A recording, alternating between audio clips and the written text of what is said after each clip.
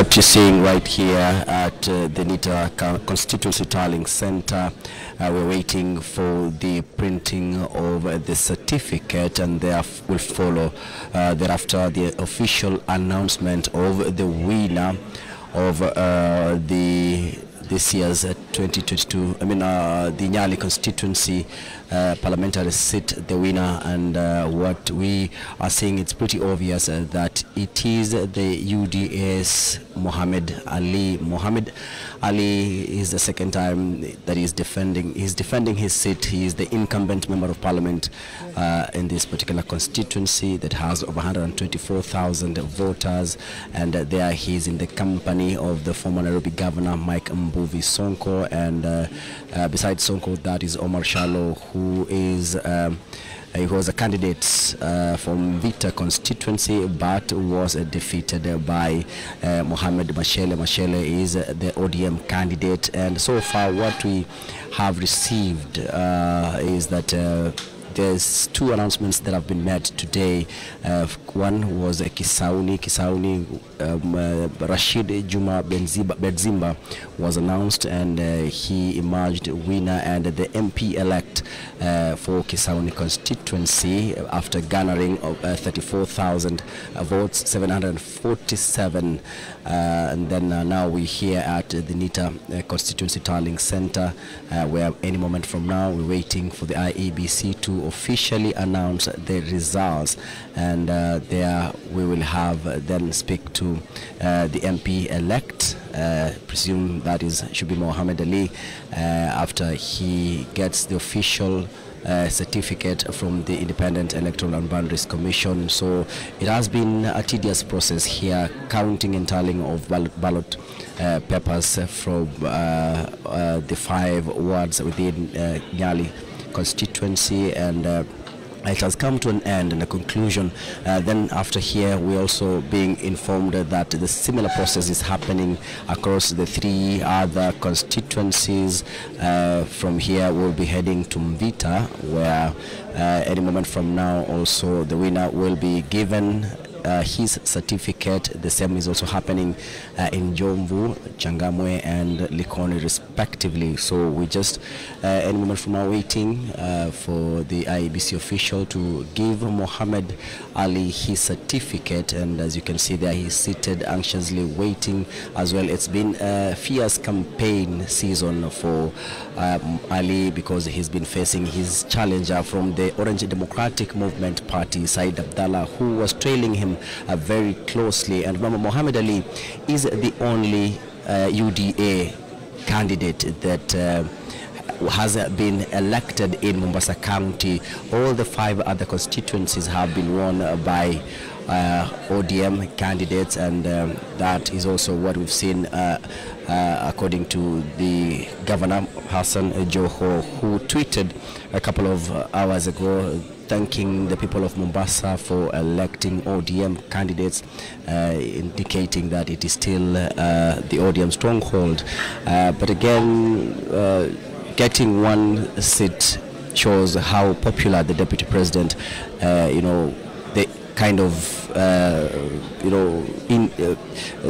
the kind of inroads that he's made, not only here in Mombasa but across the coastal region. So this definitely will pass a message to his political rivals, and of course also noting that Mohammed Ali has been fronting his agenda. He's been very vocal campaigning for the deputy president in Mombasa, rubbing shoulders with some of the key political elements in this region. Now that he is in the same camp with the former Nairobi Governor Mike Mbuvi Sonko, who decamped from Wiper.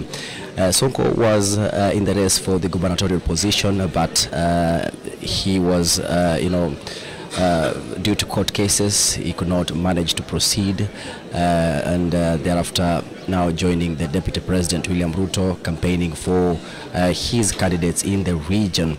And again, talking about Sonko, Sonko's running mate was Ali Mbogo. Ali Mbogo is the incumbent Kisauni Member of Parliament. But he abandoned his seat and decided to deputize Sonko in the race to succeed Hassan Joho. But that did not happen. Now we really are expecting, perhaps, if they struck a deal with the Kenya Kwanza coalition, then because he has no, any elective seat, he's not longer vying for any elective seat here in Mombasa. But again, it has been a really fierce political duel between ODM and UDA, as well as the Pamoja African Alliance Party, that is PA, as well as a Wiper. But this time here in Nyali constituency, it has the die has been casted, and Nyali now have the MP elect, but that will come to a reality as soon as he will be awarded the certificate, although the returning officer of this particular polling station, tallying center, had already indicated that yes, what they're doing currently is just processing the printing of a certificate. So that's a clear indication that well, he will be given the certificate any moment from now. The supporters are here already. His supporters are in the room waiting for that moment. The same situation that we witnessed in Shanzu, where the winner, the MP-elect Bedzimba, was also in the company of his family members and supporters who went, the jubilation that was witnessed there was one of a kind, because it was a moment they've been waiting for. Bedzimba has been out for 10 years. He was once elected a member of parliament in Kisauni. Then he was ousted by Ali Mbogo. Now he's back to the August House to represent the people of Kisauni. So it is something that we are keenly following up on. Now what we're left with, if I'm told the same situation is going down in Likoni, Mvita, Changamwe and Jomvu, those are the only constituencies. They are yet to make official communication regarding those members of parliament, or other candidates who've been elected as members of parliament. We are waiting for that, as well as the position of woman representative that will be happening at the Kenya School of Government, the County Tallying Center. That position, and as well as that for the senator, will be done by the county returning officer Swalha Yusuf, whom we understand is already on site and waiting for the final verification of the ballot papers before making the official announcement of the two leaders that we are only waiting for in order to conclude this, the decision 2022 in Mombasa County. Remember, Mombasa County did not participate in the gubernatorial race that came after the suspension of the race due to some mix-up in ballot papers. And but the IEBC has set up a fresh date that will now see the people of Mombasa go back to the ballot.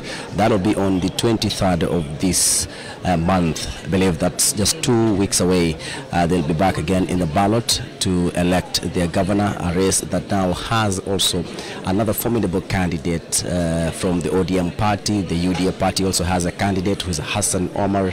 The Orange Democratic Movement Party has a Vita legislator who's running for the first time for the position of governor. That's Abdul Swamad Sharif Nasir. There's also William Kingi of the Pamoja African Alliance. There is VDP candidates, Awiti Bolo and Kitsao, and also, of course, there's also another independent candidate. But this has been, said to be a two-horse race between UDA and ODM. I remember ODM has the ODM candidate is a close ally of the former Prime Minister and Azimio la Umoja One Kenya presidential flag bearer Raila Odinga, and of course also the deputy party leader of ODM and the incumbent governor of Mombasa County, Hassan Joho, who have been campaigning for Abdul Samad Sharif Nasir, rallying the coastal voters to ensure that they vote for a six-piece pattern to ensure that they elect the governor all the way down to MCA, to ensure that all those who will secure these elective seats are members of the Orange Party. But that will be decided by the people of Mombasa when they go back to the ballot on the 23rd of August to elect the governor. Indeed, it's going to be a fierce battle, as I said, between ODM and UDA. The Deputy President, William Ruto, has been here several times trying to woo the voters of Mombasa, whereby, according to the IEBC, the number of registered voters in Mombasa is 641,000 and spread across the six constituencies. And indeed it has been one political season where both political divides have been traversing Mombasa County, wooing voters to support their candidates. And it will be a duel, as I said, something that perhaps not only the country is watching but the world. Remember, Mombasa is one of the counties that has one of the biggest economies being generated by some of the key economic sectors, such as the port. Speaking of the port, this has been at the center of the politics this year.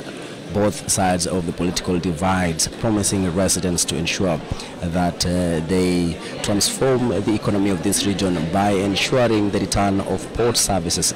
That sentiment, came from ODM party leader and Azimio la Umoja One Kenya, Azimio la Umoja One Kenya presidential flag bearer Raila Odinga, as well as the deputy president, who is the presidential candidate of UDA. They have both been campaigning, promising the people of the coast region that they will be returning the port services within the first 100 days as soon as they get to the office. And you can see there Mohammed Ali is smiling. I believe that he is quite happy about the moment, and we'll be getting to speak to him shortly after he gets his certificate. So Dan, we're just on standby here waiting to hear from the IEBC. As soon as they hand over the certificate to Mohammed Ali, we'll definitely be getting to hear from him, explaining, just to get to understand how he has been running his campaign. Now it's final, he